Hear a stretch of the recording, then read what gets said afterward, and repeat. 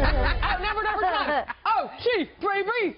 So I actually want to, I think, say this because we left the TV version of Us. The last note was on Madonna speaking, and, you know, she's since clarified. Nasty girl. I mean, she didn't say she didn't want to blow up the White House. She the Secret Service will find that out. It's not funny, or, you know, she's trying to, you know, oh, I didn't really mean it that way. Well, I don't know how else you mean it. But it was the F-bombs that really bothered me. And, you know, we were talking about having daughters. If we had taken them to some place where she would be speaking, does she talk like that all the time? I don't know. But you have women who've brought their young daughters. You were in the audience. You were there among that crowd. Huge crowds in Boston, here in New York, all over the place where these women were. People watching via social media, seeing her drop F-bomb after F-bomb, and not like it was a verb. Yeah. You know, I mean, not that that would make it right, but she's just in it. Why? She's Madonna. I mean, she's. Why is she relevant? I don't think she is relevant. I mean, she's relevant musically. I don't think she's relevant politically. No, her music sucks. How many times? Now, I mean, it's terrible. Her music hasn't been good in like I said, 30 years. I don't know how many times I've said on this couch, I don't care what celebrity, I don't care what Ted Nugent said when he was talking on behalf of Trump. So why do people in your party keep giving them a microphone? Why do people in your party, or not your party, but why do people in the Republican Party? Well, your journalists, but why do people keep giving Ted Nugent a microphone? Why? Because because a celebrity attracts attention. And I think it's silly. I'm with you. I think I couldn't care less what Madonna had to say. I cared what senators and Congress people up there had to say because they actually vote on legislation and have something to do with my future. To Megan's point, what a washed out, and look, she's Madonna, I get it, she's an icon, but what a washed out 60-year-old or 58-year-old pop star. Not to love on her too much, but Kennedy is an icon. MTV, come on. Well, you don't drop F-bombs like that. Not in public. You haven't been drinking with Kennedy. I was just going to say. And by the way, I just want to say to people who are worried about any exchanges we had online. There were no F-bombs here. We don't drop F-bombs, but we do drop a little Alka-Seltzer in the morning after we go out because we do hang out together. And there is a great deal of... One of the big challenges for anybody that covers politics today is that, especially if you have kids, you have young kids, is not being cynical about politics around your children. And so I go to great lengths to take my kids to political things and you have young children. Yeah, and I do my best to not try to indoctrinate them. Yeah. I have levied taxes on them, but that was because they were talking pro-tax business. Like, we read Babar and Rothbard before bed. But other than that, I don't indoctrinate them at all. And but it's true. I mean, if I had taken my daughter to this thing on the mall and had been like, you know, this is what free speech is about. This is what you get to do in this country. You get to dissent. Trump can't put anybody in jail here. You may not agree with these people, but it's a beautiful thing. And then have to listen to all that crap. Yeah. It would just be. Well, but you know what you would say? You would say that there are 3 million women marching and men marching across the country today. There is an alarming number of men. Right, alarming. And one woman named Madonna Louise Ciccone, or whatever her real last name is. Oh, that's it, yeah. It is, right? I knew it. I watched Two-Thirds Air, and I loved that movie back in 1989. Wow. We're learning a lot about you. It's a great documentary. I'm teasing You have to watch it. Have you seen it? So good. Yes, I've seen it. Back in the day. Warren Even I was younger so then. grossed out. Anyway, She was like giving him shakes, trying to like make him jealous. It was great. Please. You haven't seen it? Oh, came out when I was 4. You got to watch it. She's old. She's not cool. There's nothing cool about Madonna. But that phase of her career is retro. Like that phase of her career is really interesting fine, because she was countercultural and anti-authoritarian in a way. She's trying to blow up the White House or saying she's thinking about it, and it's not even wildly uncool. You're not allowed to joke about that. And the debate, the argument is against the law. Secret Service is But can you imagine a Republican going on a stage the day after Obama was elected and saying, "I'm dreaming about blowing up the White House"?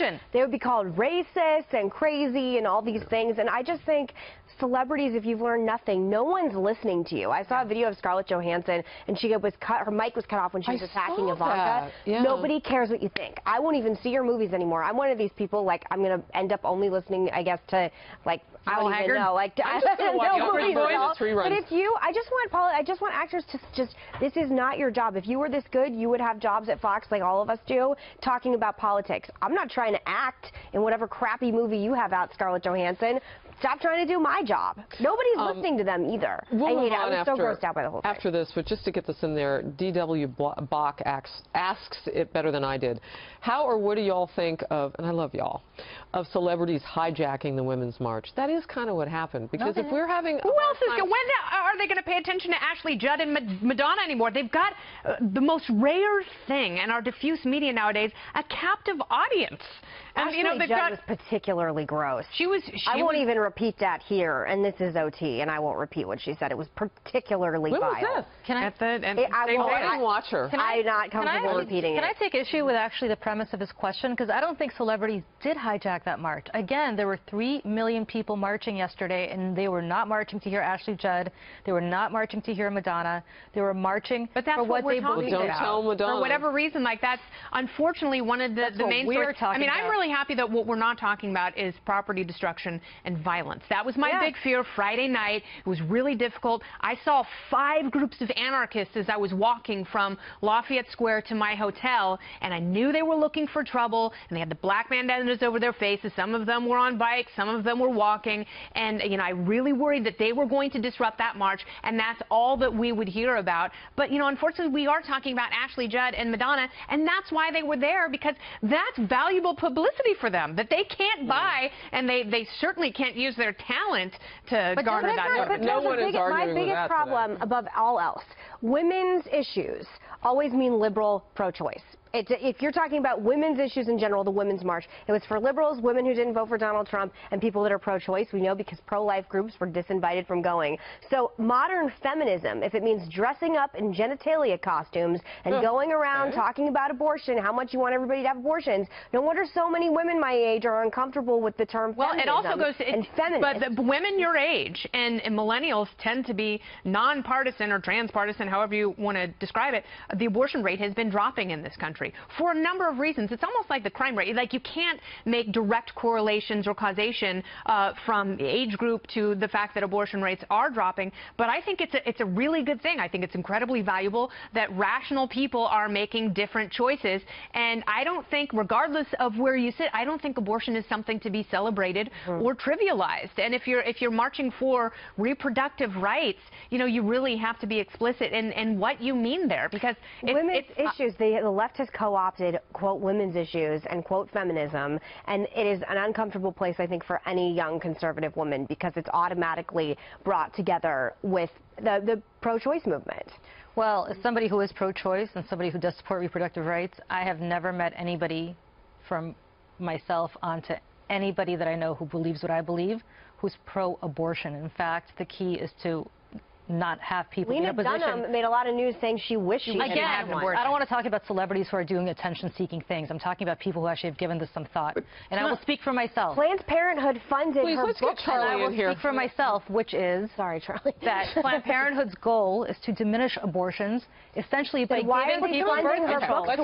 No, this is an honest question.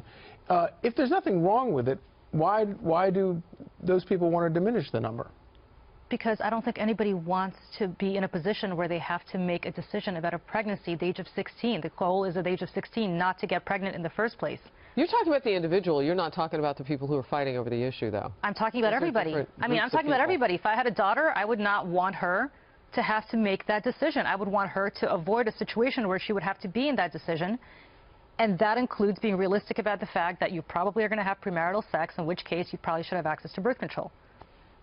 Okay, you realize that birth control doesn't always work. I do realize that. Okay. I realize that if you don't take birth control or don't have access to birth control, I'm just saying, works. I mean, you sound like it's like a perfect solution to everything. You do have to have a plan outside of Agreed, which is why Planned Parenthood is such a great place. It provides you with a plan to have or a faith-based plan. And if it's such a wonderful place, and there are many people who feel it is and are incredibly supportive of it, there should be a private market to fund it.